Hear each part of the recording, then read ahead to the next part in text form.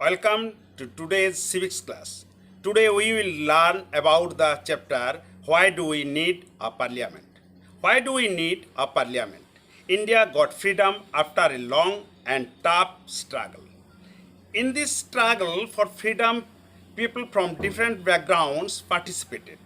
They were great inspired by the ideas of freedom, equality, and participation in decision making.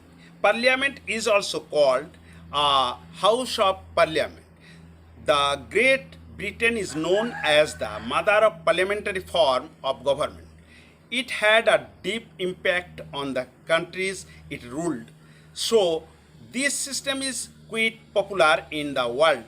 It is still prevailing in countries like India, Australia, Canada, France, Norway, Sweden, Holland, etc.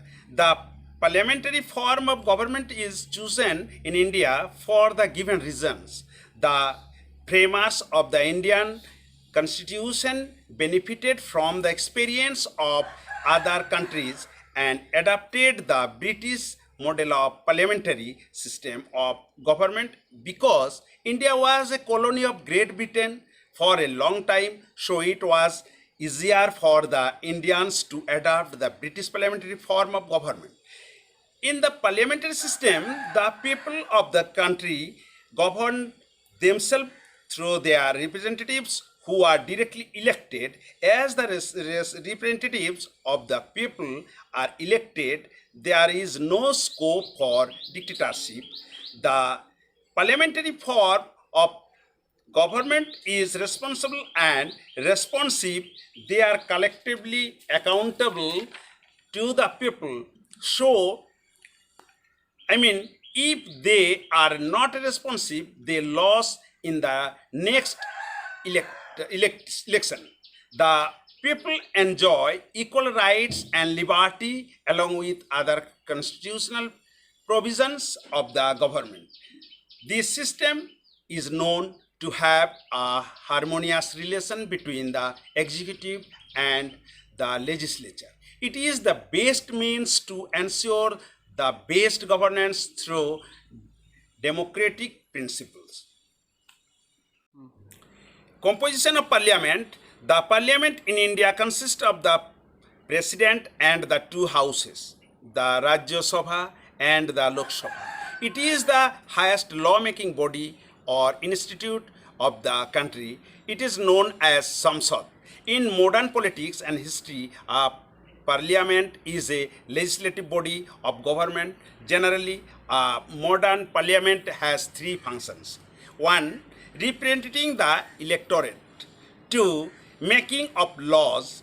Three, overviewing the government via hearing and inquiries. Rajya Sabha.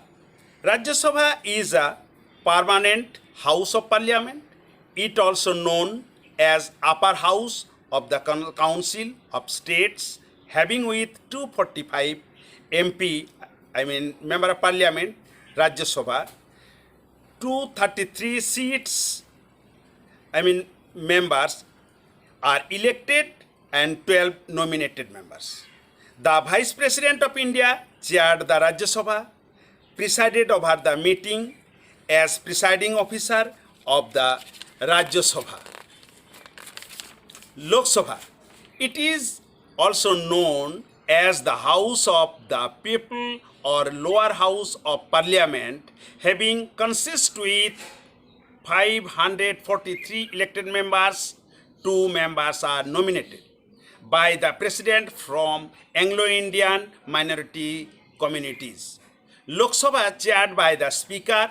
A deputy speaker is also elected by the Lok Sabha, who presided over the meeting of the Lok Sabha in the absence of the speaker. President. Article 52 of the Indian Constitution states that there shall be a president of India, he or she in the head of the state country. He or she is elected indirectly by the members of an electoral college consisting of elected members of the parliament and the state legislature, the president holds the office for 5 years from the date of in which he or she assumes the office. It will continue in next part video. Thank you.